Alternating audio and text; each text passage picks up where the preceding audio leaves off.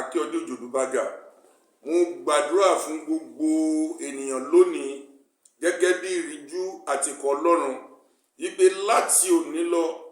gbogbo ìpọ́njú tó bá ẹ wọnú oṣù yìí ọ̀run mú omijé ẹ nù. Ní orúkọ Jésù Kristi ọmọ Ọlọ́run, gbogbo ìwọ tó ń wò mí níbikíbi tó o bá rí àmì ṣe láti wákàtí yìí lọ nínú oṣù tuntun tó wà yìí, ohun tó ti bẹ Ọlọ́run lé lórí tó dàbí pé ó ṣe tìkọ̀ lórúkọ Jésù kíá ọ̀run ṣe fún ẹ.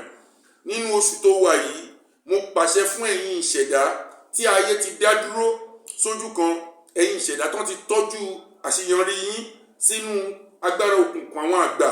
láti òní lọ ní orúkọ Jésù ẹ bẹ̀rẹ̀ sí ṣe àṣeyọrí.